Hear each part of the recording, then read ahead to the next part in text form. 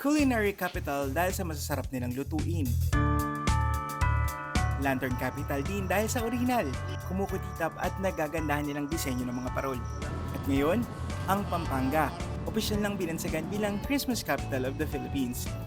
And with just a slice of cake, nadiskubre ko na kung bakit the best magpasko sa Pampanga.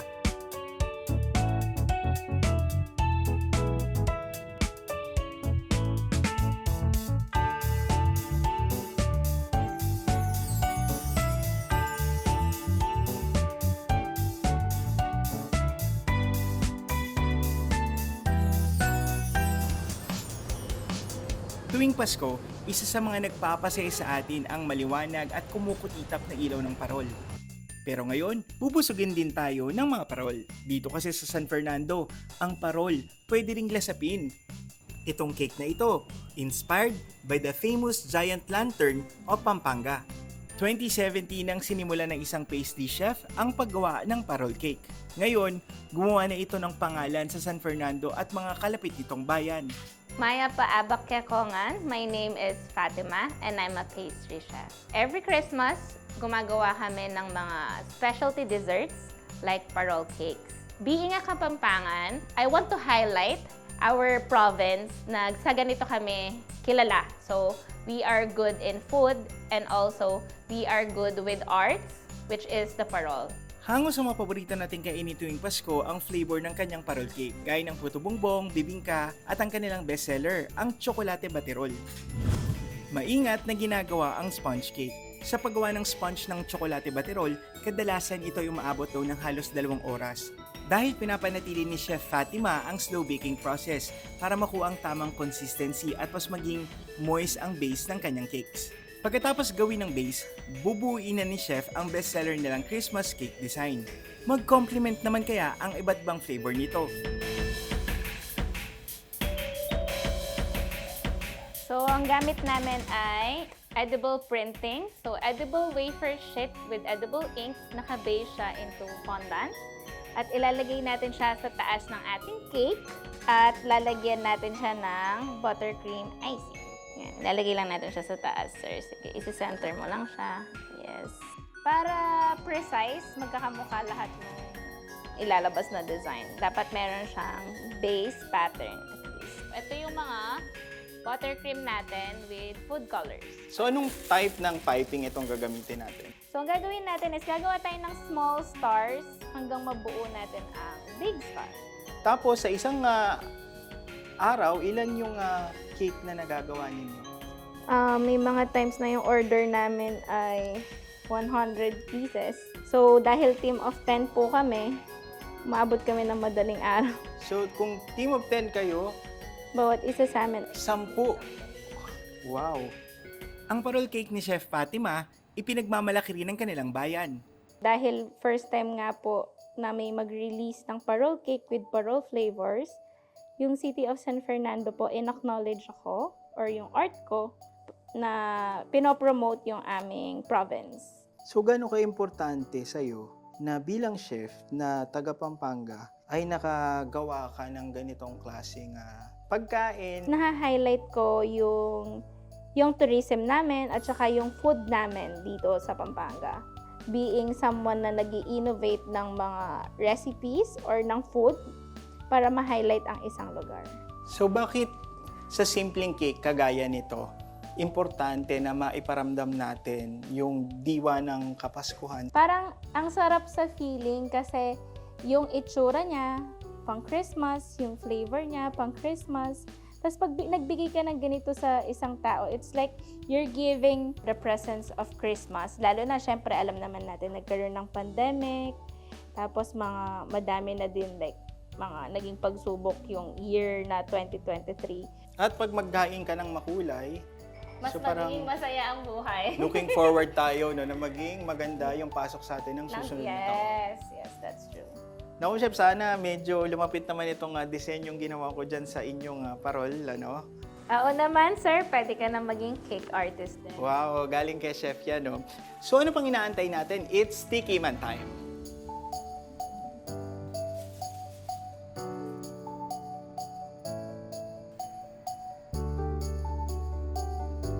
medyo unique yung lasa nitong butterroll cake na ito. Unahin natin yung sponge. Moist na moist siya talaga naman na para siyang nagme-melt sa bibig. Pero kakaiba yung chocolate flavor niya dahil may pagka-chocolate. Parang minalalasahan akong parang peanut. Pinoy na Pinoy yung lasa. Suma na malagkit, ube, oraro, itog na maalat, tamales at mamon tostado. Oks kaya kung pagsama-samahin ang mga sangkap na ito para makagawa ng isang pie? Yan ang dinayo namin sa Bacolor, Pampanga para alamin ang sikreto ng Kabalantian Pie. Na-imbento raw ito ng gastroenterologist at baker na si Dr. Leonardo Manabat. Cabalantian is a small barrio, a part of the municipality of Bacolor. Meron pong important event sa Cabalantian noong 1995 in Pasig, no? So nagkaroon po ng tinatawag na Cabalantian tragedy. So at that point, marami po sa ating mga townsfolks naapektuhan ng lahar. But by God's grace and blessing, napatunayan po ng mga taga-Cabalantian na very resilient sila, matatag. Matapos ang matinding pagsubok, isa sa naging paraan ng pagbangon ng mga taga-Cabalantian ang pagtitinda ng mga iba't ibang uri ng kakanin. In fact, may nakilala na po ako doon na nagsusupply ng mga products ng Cabalantian. So it just came to my mind na what if in honor of the people who have survived the lahar in Cabalantian, why not create a pie that can showcase the products po ng Cabalantian? So si Ate Rebe, imimix niya yung suman, kailangan pa po siyang i-cut into small pieces para pag hinalo natin siya, hindi tayo mahihirapan, hindi siya magbubuo-buo. After po nating magawa yung suman custard, ang susunod na hakmang ay yung pag-prepare ng ube halaya. As you all know, yung pie may different flavors siya, no? May salty, may savory, meron po siyang konting sweetness. Hindi basta-basta ang paggawa ng Cabalantian Pie dahil tumatagal daw ito ng halos 48 hours. So ito yung suman custard, okay? So that's the first layer, no? Reminds me always of Christmas. Every time I do a pie, any time of the year, pag may nag-order ng pie, no, it makes me reminded of my late parents, no? How we spent Christmas as kids before in Pampanga. Ngayon, nilalagay na natin yung second filling, which is the ube halaya. Sino bang hindi makaka-appreciate ng Cabalantian pie because it represents a Christmas star, no? Parol siya. For the savory part, lalagyan din nila ito ng tamales. Yung pinaka-base niya, main ingredient niya, instead of yung tinatawag na corn or the masa ang tawag nila doon para siyang pulverized corn, no? Ang ginagamit natin dito yung malagkit, no, rice. Tapos pinupulverize siya, yun. Dahil special ito, dapat may itlog na maalat. Para makumpleto ang mga sangkap ng Cabalantian Pie, ito ay lalagyan ng special cream na gawa sa kakanggata.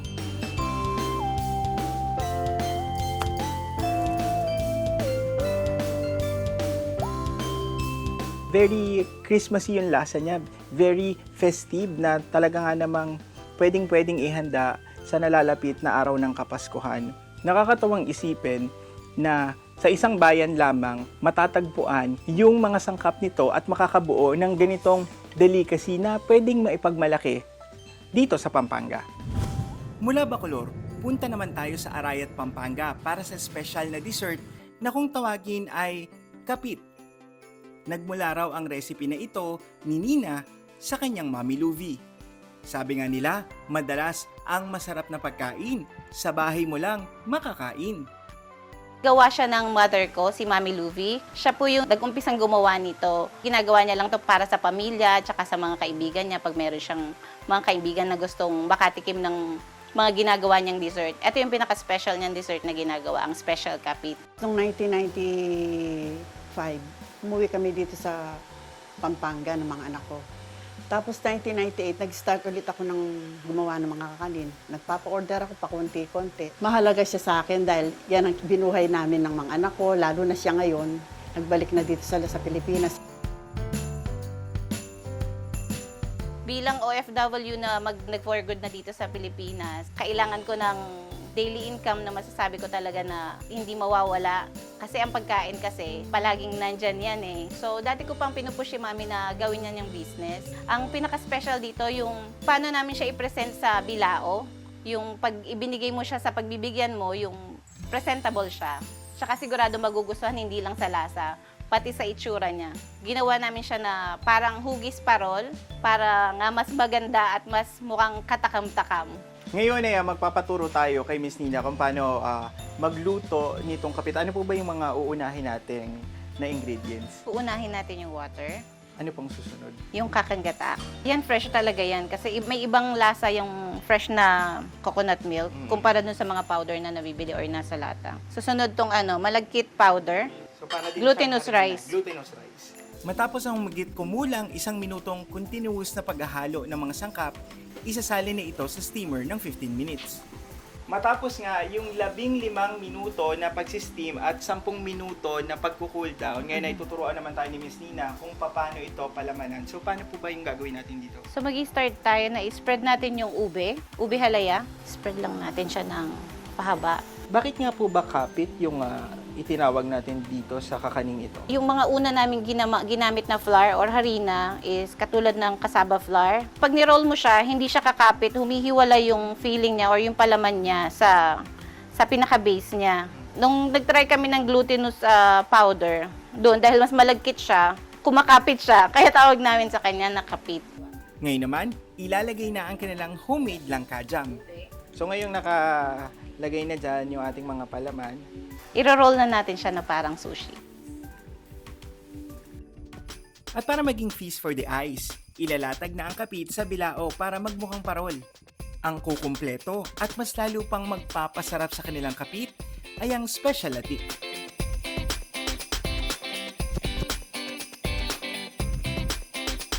Sa isang handaan kapag Pinoy ang bisita, you will never go wrong nga daw kapag kakanin yung hinain mo. Parang dalawa yung nakakain ko. Para kung tumitikim ng fusion ng kakanin at yung mga dessert na nakakain natin. No? Malambot siya, tamang-tama yung lasa. Ito yung mga tipo ng pagkain na kapag nahiwalay ka doon sa hometown mo, siguradong babalik-balikan mo ito at isa ito sa mga pagkain na hahanapin mo dahil very homey yung kanyang lasa. Yung malagkit, parang yung buhay, kapit-kapit tsaka yung pamilya, kapit-kapit kayo. You live as one. Hope ko this Christmas that Cabalantian Pie will be part of the staple Kapampangan dessert. Not only in Christmas, but all the year round. So parang this is a way of saying na it's still a happy Christmas. It's still a happy holiday pag nagbigay ng mga ganito to your loved ones.